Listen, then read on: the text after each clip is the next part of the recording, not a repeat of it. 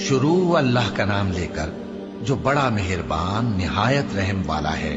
اے نبی، ہم نے تم کو فتح دی، فتح بھی کھلی اور واضح، تاکہ اللہ تمہاری اگلی اور پچھلی کوتاہیاں بخش دے اور تم پر اپنی نعمت پوری کر دے اور تم کو سیدھے رستے چلاتا رہے، اور تاکہ اللہ تمہاری بھرپور مدد کرے۔ وہی تو ہے جس نے مومنوں کے دلوں پر تسکین نازل فرمائی تاکہ ان کے ایمان کے ساتھ اور ایمان بڑھے۔ اور آسمانوں اور زمین کے لشکر سب اللہ ہی کے ہیں، اور اللہ جاننے والا ہے، حکمت والا ہے۔ یہ اس لیے کہ وہ مومن مردوں اور مومن عورتوں کو بہشتوں میں جن کے نیچے نہریں بہ رہی ہیں داخل کرے، وہ اس میں ہمیشہ رہیں گے، اور تاکہ ان سے ان کے گناہوں کو دور کر دے، اور یہ اللہ کے نزدیک بڑی کامیابی ہے۔ اور اس لیے کہ منافق مردوں اور منافق عورتوں اور مشرک مردوں اور مشرک عورتوں کو جو اللہ کے بارے میں برے برے خیال رکھتے ہیں عذاب دے، انہی پر برے حادثے واقع ہوں، اور اللہ ان پر غصے ہوا اور ان پر لعنت کی اور ان کے لیے دوزخ تیار کی، اور وہ بری جگہ ہے۔ اور آسمانوں اور زمین کے لشکر اللہ ہی کے ہیں، اور اللہ غالب ہے، حکمت والا ہے۔ اے نبی، ہم نے تم کو احوال بتانے والا اور خوشخبری سنانے والا اور خبردار کرنے والا بنا کر بھیجا ہے، تاکہ مسلمانوں تم لوگ اللہ پر اور اس کے پیغمبر پر ایمان رکھو اور اس کی مدد کرو اور اس کی تعظیم کرو، اور صبح و شام اس کی تسبیح کرتے رہو۔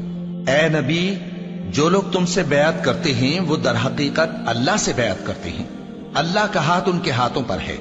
پھر جو شخص عہد کو توڑے تو عہد توڑنے کا نقصان اسی کو ہے، اور جو اس بات کو جس کا اس نے اللہ سے عہد کیا ہے پورا کرے تو وہ اسے عنقریب اجر عظیم دے گا۔ اے نبی، جو گنوار پیچھے رہ گئے وہ تم سے کہیں گے کہ ہم کو ہمارے مال اور اہل و عیال نے روک رکھا تھا، سو آپ ہمارے لیے اللہ سے بخشش مانگیں۔ یہ لوگ اپنی زبان سے وہ بات کہتے ہیں جو ان کے دل میں نہیں ہے۔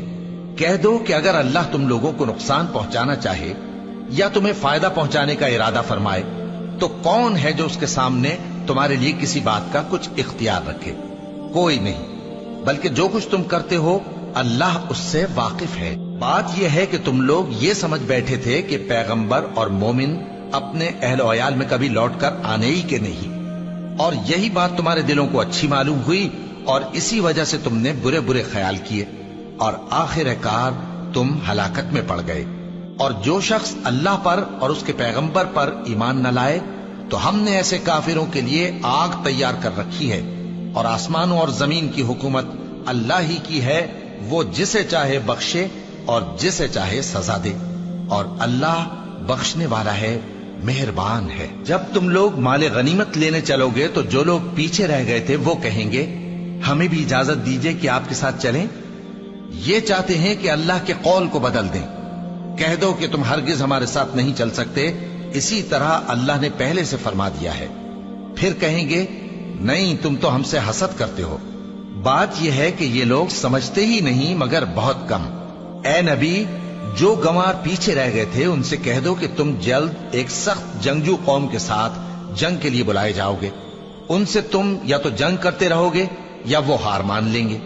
اگر تم حکم مانو گے تو اللہ تم کو اچھا بدلہ دے گا، اور اگر منہ پھیر لو گے جیسے پہلی دفعہ پھیرا تھا تو وہ تم کو بڑی تکلیف کی سزا دے گا۔ نہ تو اندھے پر سختی ہے سفر جنگ سے پیچھے رہ جانے میں، اور نہ لنگڑے پر اور نہ بیمار پر سختی ہے۔